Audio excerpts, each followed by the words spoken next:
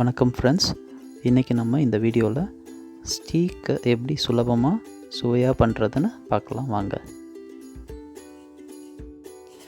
Friends, இங்கே நியூயார்க்கில் steak ஹவுஸுன்ற ஒரு கடை ரொம்ப ஃபேமஸுங்க இந்த மாதிரி ஸ்டீக் செய்கிறதுக்கு. அந்த ஸ்டீக் ஹவுஸில் செய்கிற ஒரு ப்ரிப்பரேஷன் தான் நம்ம இன்றைக்கி இந்த வீடியோவில் பார்க்க போகிறோம். வாங்க பார்க்கலாம். ஃபஸ்ட்டு தேவையான பொருள்லாம் பார்த்துடலாம் ஃப்ரெண்ட்ஸ்.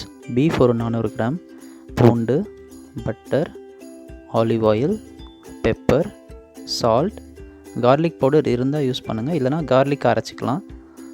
ஆஸ்பரகஸ் அல்லது பீன்ஸ் அல்லது ப்ராக்கலி சப்ளிமெண்ட்டாக யூஸ் பண்ணிக்கலாம்.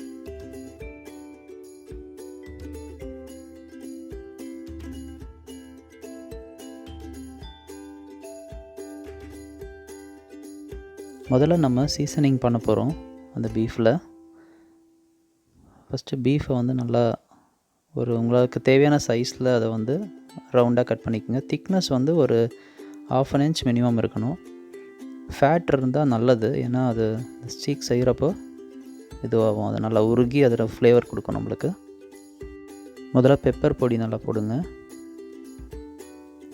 நீங்கள் பெப்பரை அரைச்சும் போடலாம், கிரைண்ட் பண்ணியும் போடலாம். கிரைண்ட் பண்ணி போட்டால் இன்னும் நல்லா சூப்பராக இருக்கும்.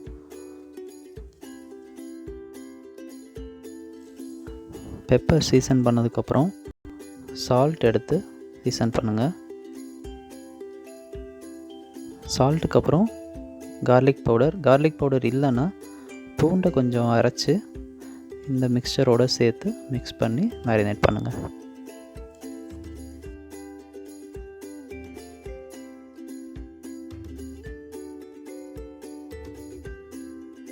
ஃப்ரெண்ட்ஸ், சீசனிங் கொஞ்சம் ஹெவியாகவே பண்ணுங்கள்.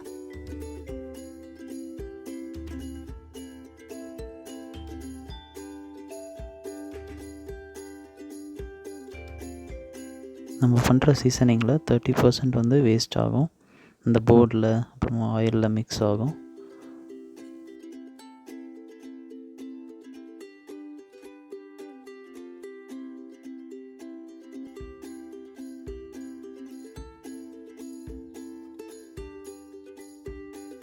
இந்த ஸ்டீக்கோட சைட்லேயும் நம்ம மேரினேஷன் பண்ணணும். ஸோ அந்த போர்டில் இருக்கிறதே நம்ம அதை யூஸ் பண்ணிக்கலாம்.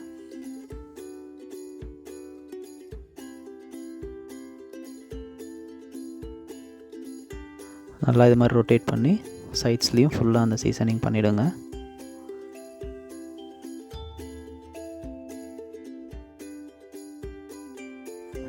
இந்த சைட்ஸ்லேயும் நல்லா முடிஞ்ச அளவுக்கு நல்லா சீசனிங் பண்ணிவிடுங்க.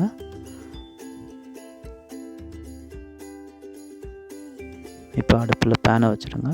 ஆலிவ் ஆயில் விட்டுட்டு ஆயிலை நல்லா ஸ்ப்ரெட் பண்ணி விடுங்க பேனில். எதுக்காகனா இந்த ஸ்டீக் நம்ம அதில் போடும்போது அதில் ஒட்டாது, நேரத்தில் நல்ல ஃப்ளேவரும் கொடுக்கும். இப்போ ஆயில் சூடாயிருச்சு. ஸ்டீக்கை முதல்ல 4 சைட்லேயும் ஹோல்ட் பண்ணி ஒரு 50 செகண்ட்ஸ் அல்லது 1 minute ஒரு சைடு வச்சு இது மாதிரி பிடிச்சிக்குங்க. ஒரு சைடும் 1 minute பிடிச்சிங்கன்னா அந்த ஃபேட் எல்லாமே ஆயிலோட மிக்ஸ் ஆகிடும்.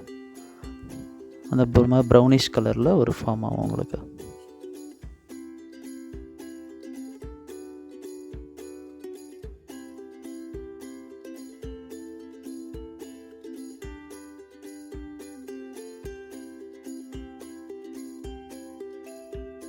இது மாதிரி பண்ணுறதுனால குக் ஆகும்போது எல்லா இடமும் ஈவனாக குக் ஆகியிருக்கும்.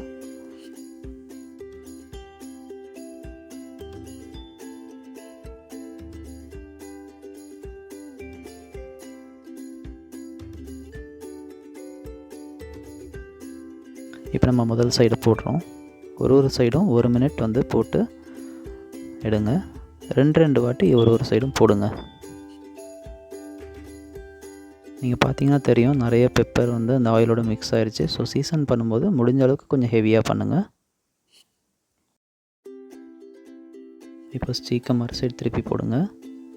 1 minute அதில் ஆயிலில் குக் ஆகட்டும்.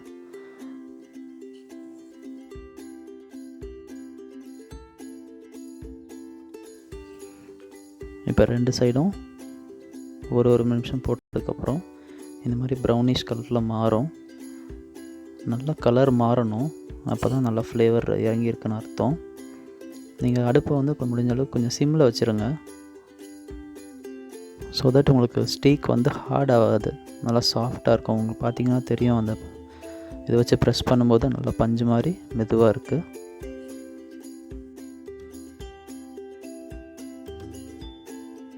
அடுத்தது நம்மக்கிட்ட இருக்க பூண்டு எடுத்து ஒரு பல்லாக தோலோடு இந்த ஆயிலில் சைடில் விடுங்க.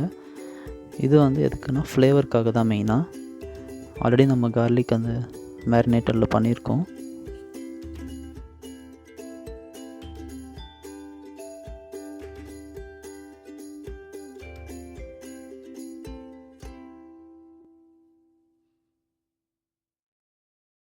நீங்கள் பார்த்தீங்கன்னா தெரியும், இந்த ஸ்டீக்கில் இருந்த பட்டரும் உருகி ஆயிலோட பிளெண்ட் ஆகிடுச்சு. இப்போ நம்ம வைக்கிற இந்த பட்டரும் ஆயிலோட நல்லா பிளெண்ட் ஆகி ஈவனாக குக் ஆகும்.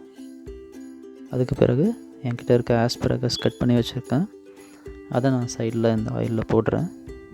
உங்கள்கிட்ட ஆஸ்பரகஸ் இல்லைன்னா நீங்கள் வந்து பீன்ஸ் யூஸ் பண்ணலாம் அல்லது ப்ரோக்கலி யூஸ் பண்ணலாம். ரெண்டுமே அருமையாக இருக்கும் இந்த பீஃப் ஸ்டீக்கோட காம்பினேஷனில். பீன்ஸ்னால் கொஞ்சம் நீளமாக கட் பண்ணி இது மாதிரி போடுங்க. ப்ரோக்கலி சின்ன சின்ன பீஸாக கட் பண்ணி போட்டுக்கலாம்.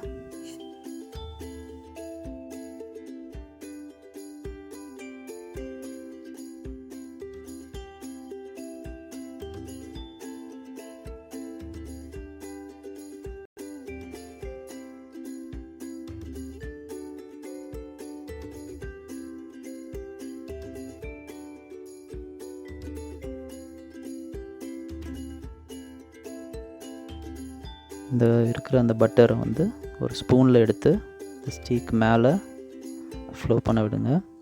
ஸோ தட் அது இன்னும் அருமையான அந்த ஃப்ளேவர் ஜூஸியாக இருக்கும். அடுப்பை வந்து நீங்கள் சிம்லேயே வச்சுருங்க. ஸோ தட் அந்த ஒரே டெம்பரேச்சரில் அது மெயின்டைன் ஆகும். இந்த ஸ்டீக் குக் ஆகி முடித்ததுக்கப்புறம் பார்த்தீங்கன்னா எல்லா சைடுமே வந்து தின் லேயரில் இந்த மாதிரி ப்ரௌனிஷாக இருக்கும். உள்ளே பார்த்தீங்கன்னா அந்த ஜூஸினஸோட அந்த ஃப்ரெஷ் பீஃப் இருக்கும்.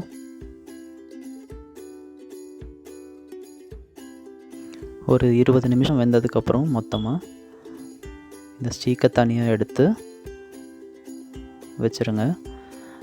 அது வந்து கொஞ்சம் ஆறட்டும், ஒரு 10-15 மினிட்ஸ் நல்லா ஆறினதுக்கப்புறம் தான் அதை நீங்கள் கட் பண்ணி யூஸ் பண்ணணும். சூடாக அப்படியே கட் பண்ண வேண்டாம். பார்த்திங்கன்னா இந்த கார்லிக் ஆஸ்பரகஸ் எல்லாமே வந்து ஃப்ரை ஆகிடுச்சு. நல்லா ஃப்ளேவராக இறங்கியிருக்கு இந்த கார்லிக்கோட இது எசன்ஸு.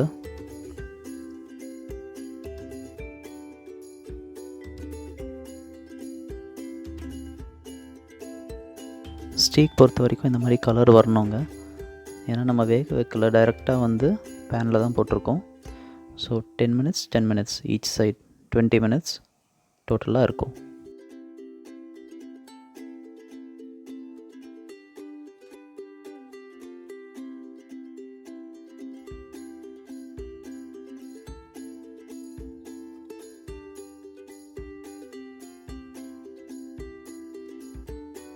இதை கட் பண்ணதுக்கப்புறம் பீன்ஸோடு வச்சு பூண்டோடும் நீங்கள் வந்து சாப்பிட்லாம்.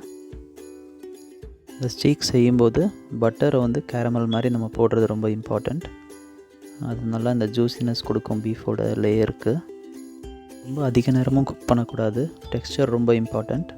இந்த சாஃப்ட்னஸோடு இருக்கும்போது எடுத்தால் தான் நல்லாயிருக்கும். இந்த ஸ்டீக் ரெசிப்பியை நீங்களும் வீட்டில் செஞ்சு பார்த்துட்டு கமெண்ட்டில் எப்படி இருந்ததுன்னு சொல்லுங்கள். மீண்டும் இன்னொரு வீடியோவில் நான் உங்களை சந்திக்கிறேன். எங்கள் சேனலில் வர எல்லா செக்மெண்ட் வீடியோஸையும் பாருங்கள், லைக் பண்ணுங்கள், ஷேர் பண்ணுங்கள், சப்ஸ்கிரைப் பண்ணிவிடுங்க. நன்றி, வணக்கம்.